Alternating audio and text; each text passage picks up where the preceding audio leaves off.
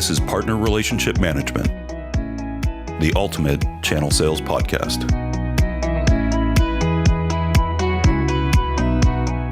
Welcome to another episode of the Ultimate Channel Sales Podcast. I'm your host, Paul Bird.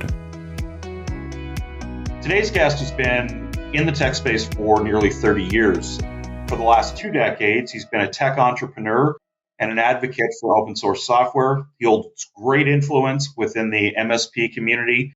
His YouTube channel, Lawrence Systems, has over 280,000 subscribers where he talks about tech, IT, cybersecurity. Today, he's the president of Lawrence Technology Services, an MSP based in Michigan. He's got a video called Vetting Vendors, coincides with today's topic, and we'll link that video to the episode so you can read through his commentary. So he's here today to tell us about how partners vet vendors and 3 cringe-worthy things that vendors should stop doing today. Please welcome Tom Lawrence. Welcome to the show, Tom. Great to have you here. I wanted to correct you when you said almost 30 years, and I paused and said, boy, he's right. Oh, yeah. It's been almost, okay, you got the math right. I don't want to think of, I'm that old, but it's hit me. Well, you've seen the technology evolve. So tell us a little bit about your background in the MSP community so far. You know, my MSP, I worked in the enterprise space for a while. So my MSP is a little bit more recent, over the last probably 5 or 6 years. And, you know, we approach a few things differently. But of course, as you get deeper into the MSP, as you get to know the vendors and all the crazy things. Matter of fact, I just got back from DattoCon and we were laughing because when I was at some of the events just a year ago, or a little more than a year ago, I'm like, didn't you work for this company? Didn't you work for this company? I'm realizing what a small world it is where people bounce from vendor to vendor. Now, that's the good news is those are the good ones. They generally are in demand as a salesperson that come in there. But I think we're going to mention a few of the ones that, well, aren't so good. Instead of building relationships, because even one of the vendors, when they left, I knew what a good job their interactions were as a salesperson there. And I messaged them on LinkedIn when they announced they were leaving because they didn't announce where they were going yet because, you know, didn't want to overlap it. But I said, I know you go to good places and you're good to deal with. I said, hit me up when you go somewhere else. I actually always enjoy interactions with them. So there's the good people out there. I won't taint them all as terrible. Well, it's all about maintaining the relationship. So what about Lawrence Technology Services? Tell us a little bit about that. So we offer IT and managed services. We focus a lot on the co-manage side of things. We help a lot of internal IT teams do some of that heavy lifting they don't want to do. So we can kind of keep them focused on the internal facing problems that are equally pressing, but of course, more important to the end users for them. You know, if a printer's not working, but a server has a patch that needs to be loaded, they probably should load the patch first, but the person in accounting wants that printer working first. So that's always our joke is we try to make the internal IT team to be the hero. I've got a pretty good team. I built out over the years. We got 9 of us working. Most of them are going to be tier 2, tier 3 engineers. So we focus on a lot of the heavier side of it, which is a direct reflection on my YouTube channel. My YouTube channel isn't just me riffing on things. I do mostly in-depth tutorials on things where I'm talking about storage servers.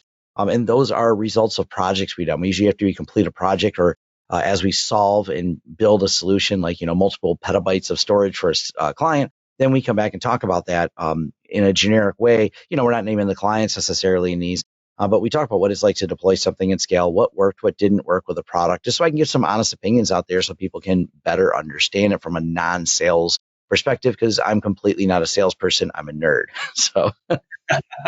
And I mean, it's great that you can share that knowledge to help build the community. I think that's important. I've long time been someone from when I was early days in the hacking space and moving on to some of the, you know, enterprise security, then moving again now to the MSP, but still doing some of the enterprise security space, just talking about it so we can educate more people. You know, it's funny. I even did a small talk for a group of like 10 people last night at a little local security conference, which is part of why my voice is hoarse because, you know, between going to DattoCon, getting back, trying to give myself a rest, but knowing I already agreed to do a speaking engagement at a security thing, literally at the back of a bar last night. So it doesn't matter to me. I love whenever I can give back to the community, bring more people into the fold, teach them about it. Some of these things they always think are complicated, and it's really complicated until you do it and start to understand it. So I've been hugely engaged with community building. And that's one of the things I gravitate even with vendors is I latch on to companies when I see them deeply involved and going, hey, what can we get back to the community? I'm like, well, good. That's the first thing I think any of them should be doing, because just keep more education out there. It's tough. We're still a growing industry. We're a fast moving industry. I mean, certifications are one side of it, but there's still so much more learning because just, you've been around long enough to know what the joke was about paper MCSE. The early certifications were kind of a joke. People could get them and have no idea what they're doing. The certification industry is getting better on it, but there's still a level of, knowledge you really need hands-on to be a practitioner. And, that they were actually talking to us, like everyone's hiring for seasoned security engineers, but there's never enough of them. And I'm like, well, all right, let's get you guys in there. And this is how we dove that security topic last night. Awesome. So let's get on to today's topic. So let's start right with the basics. Why is it important for you as the owner of a managed service provider to thoroughly vet the vendors you work with? So the challenge, and this is not an easy task, but there's some things you can do to do this. You want to make sure that the vendor is going to have a optimal relationship with you and support you long term. Because if I am making a bet that this product will do a thing, I want to make sure, one, it does a thing, I can be supported, and then I can sell with a straight face and confidently to my client that it will do this thing.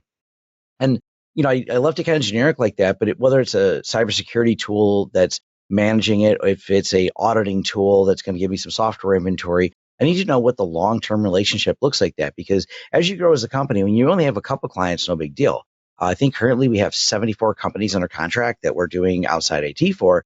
Well, any bet I make to add to my stack is multiplied times 74 companies multiplied by the number of their endpoints. So there's a commitment on me to learn the product, deploy the product, and hopefully the product will not cause issues for my client. So the relationship has to be, very much there.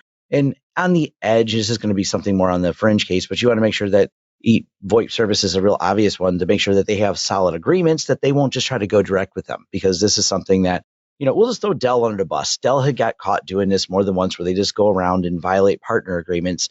And that's not what you didn't build the relationship with Dell for Dell to try to undercut you in their partner agreement, sell direct to your client and cut you out. You built the relationship to everyone work in a channel partner type program. So I'm sure that leveraging relationships that you may have with other people working in the space. Can you define kind of that MSP community and tell us a little bit about where you connect with each other? Two of the big places that we connect with each other is going to be, I'll throw them out there, MSP Geek. I'm friends with the people that run it. They're a 501(c)(3). They're not just like an organization. They're truly a nonprofit organization in a more literal sense. And it's just a lot of people wanting to help each other out.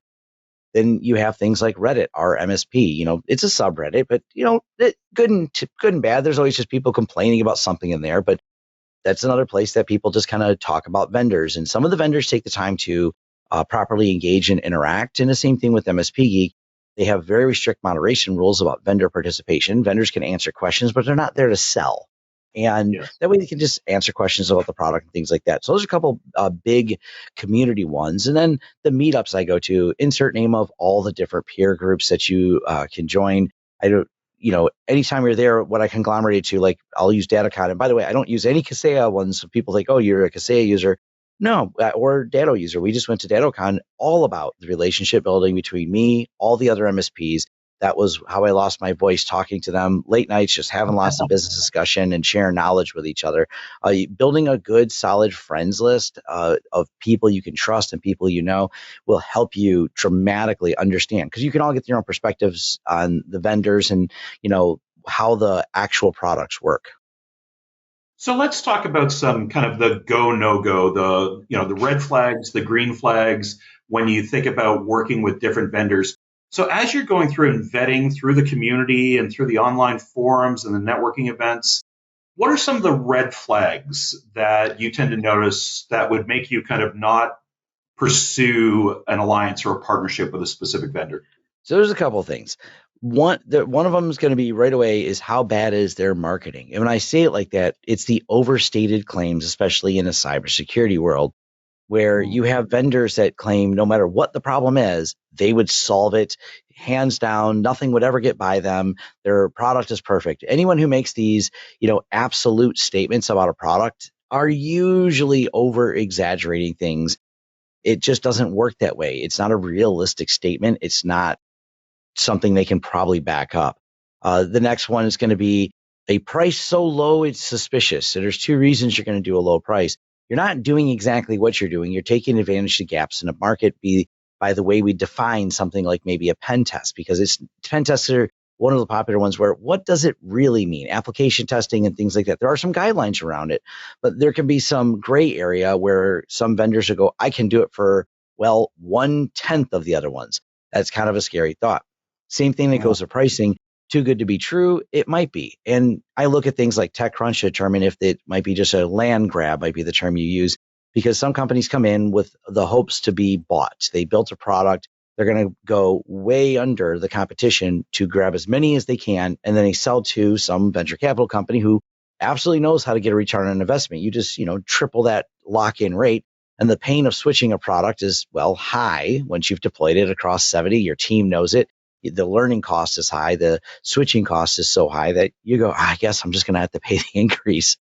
So trying to figure out if they're right price for the market, which is a hard thing. We're always looking for a deal because everything scales out. We have to make margin. And this also goes back to that relationship with your clients. You don't want to buy a product. It costs X. It costs 4X later. And you're like, I got to factor these costs into my clients. So I got to raise prices to match what the new cost from the VC purchase of this company and how they're going to raise it. So it's not like there's these hard things I can tell you. It's kind of an overall feeling I get from these companies.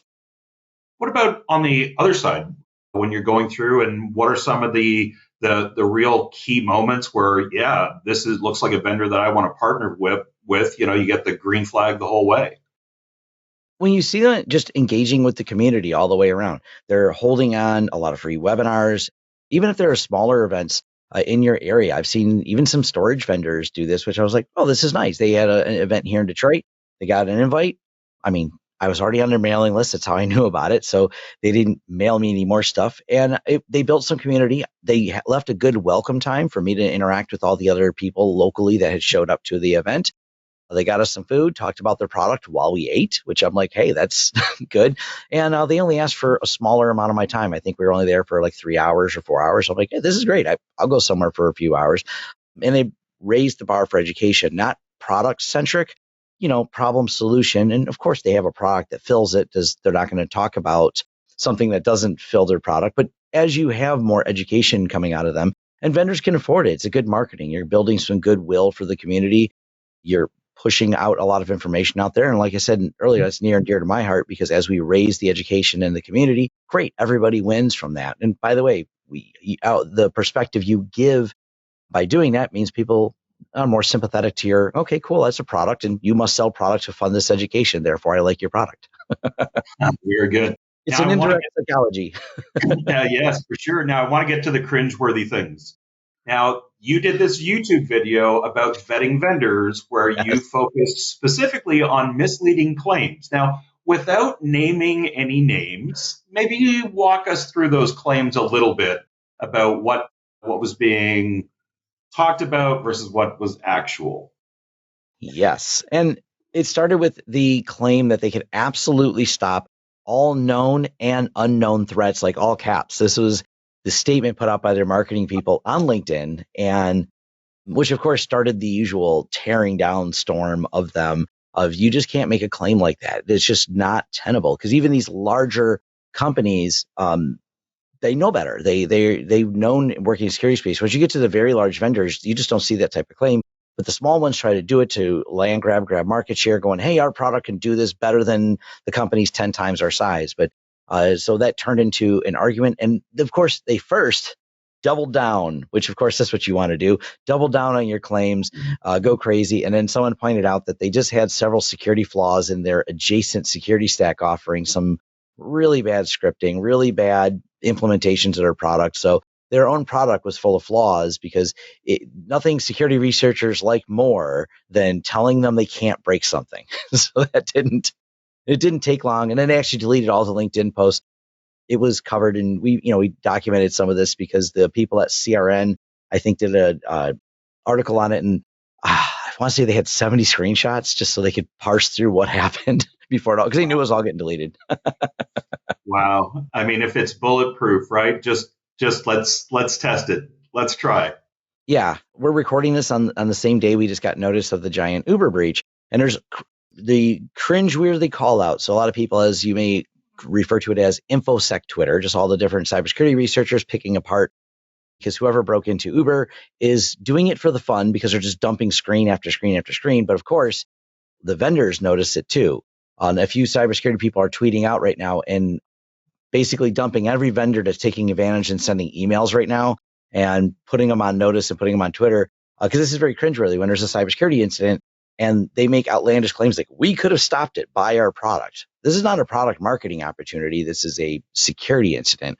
And this actually happened because at the time I was at SolarWinds, I was on our advisory council, and we were a SolarWinds user. We weren't using Orion. We used their RMM tool, separate side of the house. But nonetheless, SolarWinds did obviously have one of the very large incidents, which when that got broke, people who knew me being public, I had a few salespeople that reached out to me right away. You got to drop that product and use ours. We're not breached like SolarWinds. And I was like, really? This is not a marketing opportunity, people. And you're also conflating what actually happened, which I also, I have a few detailing videos of exactly step by step, because Mandiant was on there, Mandiant's incident and IR report. So was Microsoft's really good. They completely ignored truth and went right with sensation and started messaging me. And I'm like, yeah, that's cringy, guys. That's not time to take advantage.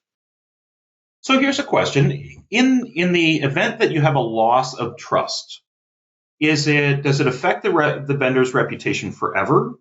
Or is there any way that a vendor can come back after either breaking your trust or using your trust through either an incident like a security breach, or even worse, when they try to take something direct? Is it gone for good? Are there situations where they can earn it back? They can. And one in particular has. They had a vendor we use, a couple of years ago now. They definitely sent me some scammy marketing, and I immediately notified them.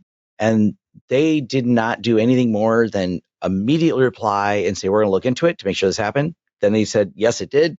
And you're going to get an apology. And they made this person apologize for it. I don't believe that person's even with them anymore. And oddly, just yesterday, because I have forums, there's a company that wants me to use their product. I said, I'll look at it. Looked nice. They went around and I talked to a couple people there, really nice. And then out of the blue, someone who's not on the list of people I had talked to, which was fairly high up the ladder of people, they signed up for my forums and didn't hide the fact that they're using a company email address, as if I can't see that. Then started posting their articles. What do you think of this company here? And what do you think of this company? I think they have a neat product. What do you guys think? That was their first post in my forums and links back to their product. And so I grabbed the screenshots, I grabbed the link, unlisted it, but then showed the email address to their internal team. I said, please tell me you guys didn't authorize this. And they responded and said that person now has deleted their account, which they have. They've gotten rid of it. And I was like, okay, the response is what builds that trust back. So these companies can come back because they put pressure. I get it. You're going to put pressure on the salespeople to make numbers. If the person's good, they're going to focus on relationship building. They're going to focus on being someone that knows me by my first name, knows something about me. If they're scammy, they're going to go look at my forums and sign up and post a bunch of links. And it just comes down to that. Like, there's different methods of this. And if they take the high road, take it, which is the long term, it's going to take you a lot longer to build your book of business that way. I completely admit that, but it's going to be a better outcome. You have better vendor relationships, and you have people like me saying, when I see someone move from one company to another, I'm like, you're always cool. Just let me know where you're going, because you probably have a cool product that you're going to, that I'd rather you be my sales rep with wherever you're going if I'm interested. Well, it's relationships, but you also mentioned something there that's, I think, is also really key, which is the transparency. Yeah, and that's important to have on both sides of the channel. But from your experience in working one, is there anything that a vendor should be doing more to increase that level of transparency? Any opportunity, how's your day going and stuff like that. Some of the small talk can lead to them knowing something about you that I don't mind that. And I kind of like the rapport I've built with them. It makes it feel more transparent. I always want them to get to the point, but it's kind of fuzzy, I know, but it's like I like the ones who actually knew something about me, or hey, Tom, I actually seen that you have a YouTube channel or something like that. It's not just transparency; it's more personalism. That I say. I mean, I always want to know what their intent is. Please get to the point where you tell me the price relatively quickly and things like that. We don't need to have 3 meetings. Just look, what does your product do? What's the pain point it solves? Making sure they're clear on any of those things. I usually start with a lot of those, at least so I can get to what they do. Because some of the vendors, I've told them flat out, I've looked at your website and I don't know what you do. Like, and I should never say that to them. They should rethink. I was like, your marketing's a little. I can't tell where your product, what pain point you're solving. So some of that is a little bit of transparency, but it's just so I can understand how you fit into what I'm doing. So you brought up 2 good points there. First is great debate on pricing, right? Should vendors be more transparent with pricing? If there's different pricing models for different people, is that something that they should be sharing? Where do you stand when it comes to how vendors price products? So I think they really need to be more transparent. This was a funny talk. I believe it was Simon Sinek gave this, and it was great. He's at a conference, and it was for some association about landscapers or something like that. And it says, how many of you post prices on your pages? And all of them were like, no, we don't. And it said, why do you do it? We don't want our competitors to know our prices. And he goes, show of hands, who knows their competitors' prices? 90% of the hands went up. I was like, guys, yeah. At some point, if you can have a more transparent way, so at least we can see if you're in the ballpark, because you can Google, and my favorite thing is insert name of product, price, and the word Reddit. It auto completes that way all the time, and you'll land on someone on Reddit who's posted all your pricing. By the way, sometimes they're wrong, and you could now lose that vendor because they're charging $12 a seat. No, they actually only charge $6. I don't know where that 12 came from, but it is it is the first result when you Google, and it's a Reddit post that says that from 2 years ago. I don't know, maybe 2 years ago they charged that, but now you can actually lead to misinformation in there. And people don't want cell phone calls on Saturdays, is why they don't feel like putting in 10 pieces of information about themselves on your form just to find a pricing.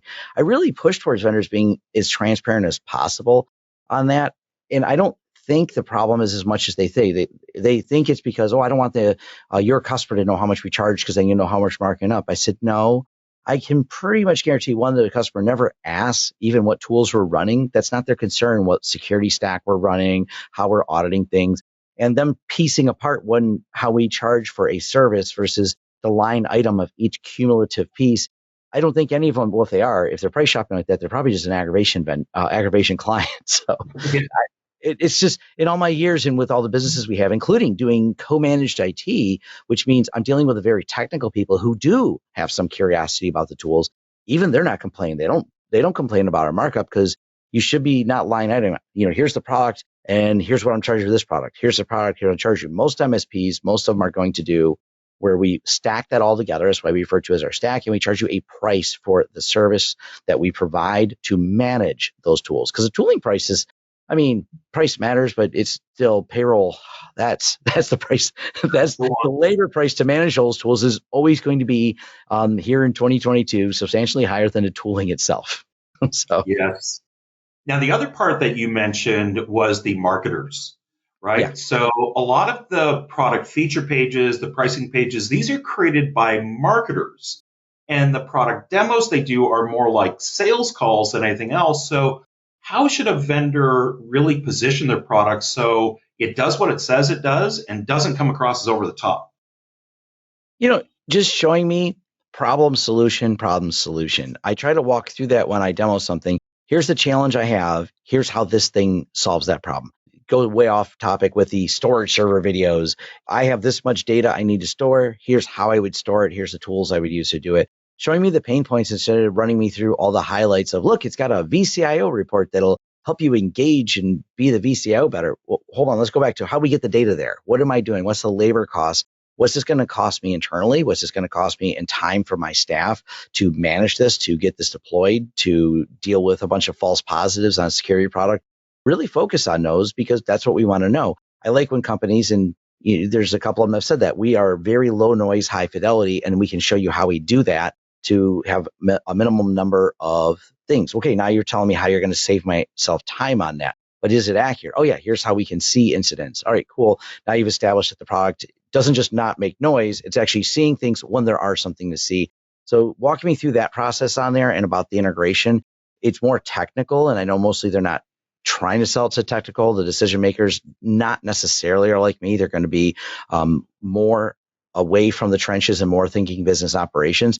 But get those sales demos. I get my employees involved in there because they're ultimately the ones that have to use it. I come at the high level, but then get those technical people, get your sales engineers in there, not your marketing people, to tell me how the product, from your own perspective as an MSP, when you're valuing a product, poke at the edges, figure out what it doesn't do. And I told vendors when they start saying, I said, no, it's not going to stop the sales process here. I just need to know where you end, because the next product I need begins where you end, but I just need to know where those are. What's the limitation? Is this what's on your roadmap? There's obviously, hopefully, a development roadmap. What's the edges of the product? Ask that. You want to find out what their answer and response is. Awesome. Back to your video. I want to keep kind of picking this one apart, but the concept of the way that people react to criticism within these environments. So you mentioned the firestorm that erupted after your vetting vendors video within the community. Can you recap that kind of firestorm after you posted that vetting vendors video? Yeah, it's just that back and forth, this doubling down, more and more people calling them out and them doubling down. This is by far not the first one I've seen. There's someone who's offering a pen test for little of nothing, we'll just say. And the same thing, the vendor just doubled down on it. And this is just the wrong response, because you look like a fool in the end.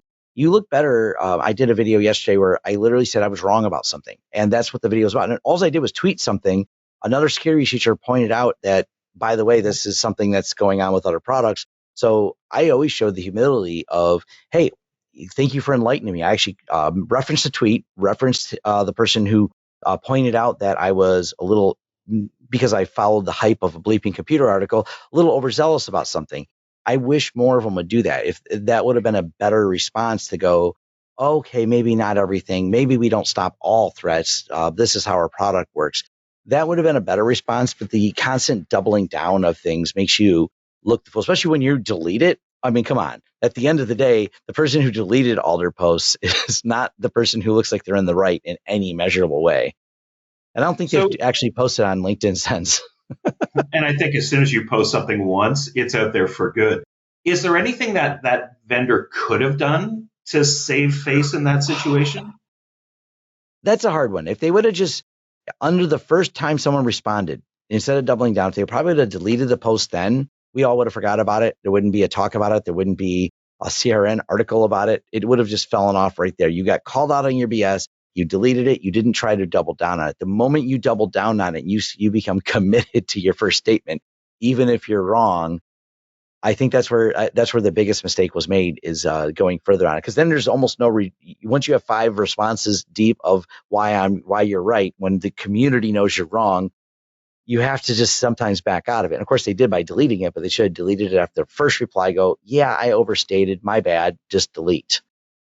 And it sounds like you have taken that to that point where you've owned up to your mistakes. Do you think that more vendors, if they identify this, if they're a little bit more clear in their communication and owning up to their mistakes, do you think that helps instill confidence from vendors or partners that may want to join their program?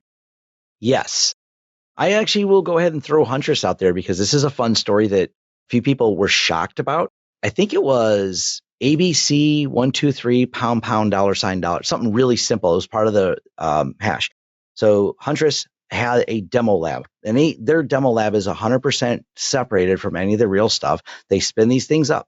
The auto spin down didn't work, so it didn't shut down all these extra RDP instances they had in there, which also don't know how, but in the script that built them, it built and opened up RDP under AWS incident. The reason we know this is all well documented, because they did their own incident report, because they internally have a testing team that found something their other demo teams, so their security team looked at the demo instances, realized they weren't spun down, realized RDP was open, and attacked themselves. Nobody externally seen this. Then they did their own incident report on themselves.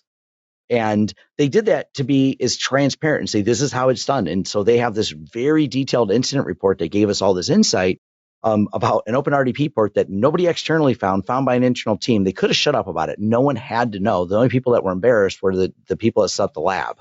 But that is a level of transparency vendors have.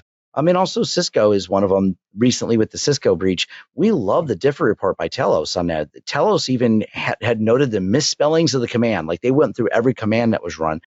That didn't make me think any less of Cisco. There was a security incident. We have such level of detail that I absolutely still trust their product. Matter of fact, I now know, and so do threat actors, they have a level of logging that is most companies want to achieve when it comes to knowing every command that was typed, not from a process exec, but an actual. They even commented that they mistyped a command. That means you're logging everything from the command line. That's a lot of insight, but now we know that is a good trust you get out of vendor. Like, okay, they run a tight ship there. They know how to run security. So that transparency with your reports, not trying to hide anything that's going on. Okta learned a hard lesson too. They were very vague when they first had their small incident. They became clean on it. And the more detail they got, the better the confidence got back in their product. So for any of those incidents I mentioned, you can look them up and dive into the details. They're really good reads on how vendors can remain trustworthy on there by being as transparent as possible about processes, internal and external on there. It just makes you think differently about them. Awesome. So let's talk about the marketing side, another cringe-worthy topic. The aggressive over the top. There was an article that was shared with me on Reddit where an MSP had mentioned the best marketing that a vendor can do is none at all, right? So, and marketing can get pushy at times. It is a competitive market, but what's the right balance of not over the top and not, completely silent? I have really liked some of the ones, and they're fun, and I'm reaching for something on my desk here. There's a little thing, and I participated in there's a action figure of me, but it was all part of it was something I got sent by the vendor because I participated in one of their events. They bring a bunch of us in the community together. They made it fun. They do this one where they set up a Jurassic Park security incident, but it was all really cybersecurity. They did a Star Wars one. These are different vendors doing it, but it's just kind of these fun things they do. Is it marketing? Yeah, it's all sponsored by insert name of vendor, but the other side of it is cool. It was a neat thing to do. So that's kind of a non-cringy marketing. I went to, the offshoots of DattoCon or any of these big conferences you're going to. What are some of the vendor led parties? What kind of fun things do they have? We have these cups from when we went to one of them. It says breaches and brews, cool. You themed it. And they talked about breaches and things like that. And it's cool. It's logoed. And you're like, hey, cool. I got a cup out of it. I had some fun, hanging out with security people and doing a talk. Is that marketing? Sure. There's a bunch of people. They're handing out shirts. There's their logo pasted on the wall. I'm fine with a lot of that type of marketing to get me engaged or talking to them in a very loose conversation. That's not too cringy. It's, they're not doubling down on any particular topic with them. And I went to a few different after hours things with vendors, and all of them that I went to were good, well received, and I ended up having a conversation with the CEO for a little while of one of the big companies. I was like, cool, never met. We don't even use their product, never met him before. Just kind of sat down and had some hors d'oeuvres with him. It turns out really nice guy. So that was a good way to engage with all of us there. So I imagine that while you're going through kind of the vetting process, there's going to be a point where you reach out to be able to get some real information about what the partnership entails, right? Really get some meat off the bones. At what point in the process do you go through where you're ready to reach out to them and say, hey, I'd like to put something together with you? Is that early on? Is it after these events? Is it when you have an opportunity? At what point do you engage the vendor? A lot of them, I start with the question, and you'll see this and posted in Reddit as well. Who's got a good sales rep for insert name or product? I'll reach out to my community first, see if they're using the product. And sometimes that's where I leverage a lot, because if you go peer groups and have a good friends list, or, things like I mentioned, MSP Geek, you get to know a lot of people in there, and you're like, oh, I know you're using this product. What do you think? Oh, you like it? Cool. Who's your sales rep? Are they responsive? And sometimes you'll get it going, we are on our second sales rep. This is the one you want to talk to. This is the one that replies the fastest. So that's where, I'll have the same kind of opening email. I'm an easy sell. I already like your product. Just tell me when we can set a demo up. That's my intro if I email them. So I make the inbound lead super easy. I usually reach out to them either directly through email or LinkedIn. I like the LinkedIn approach a little bit because I see if they're watching, see if they're paying attention to something like the LinkedIn. I don't expect them to respond on other platforms necessarily, but I may reach out to them there with an email and kind of open up the dialogue and get things rolling with them. But I've already usually done some due diligence ahead of time of whether or not I know them. It's cool to be able to go to events and meet them, but that's not always a reasonable ask because there's only a few events a year, and I may need a product in between, and I can't go to every event, nor do I have the time to go to every event. And you've shared a wealth of information with us today. Any advice that you could give a vendor that is dealing with an issue that's negatively affecting their reputation today? Just own it. Be honest about it. Post some lesson learns, what you got wrong, what you're wrong about the community. Do a write-up on it. It may solidify it.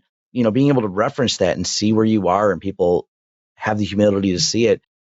I've done that too. When you go back a couple of years, I met quite a few vendors by doing some DNS analysis and trying to compare some of them. I got a couple things wrong, so I did a follow-up video. But it was funny. All the vendors didn't jump on me.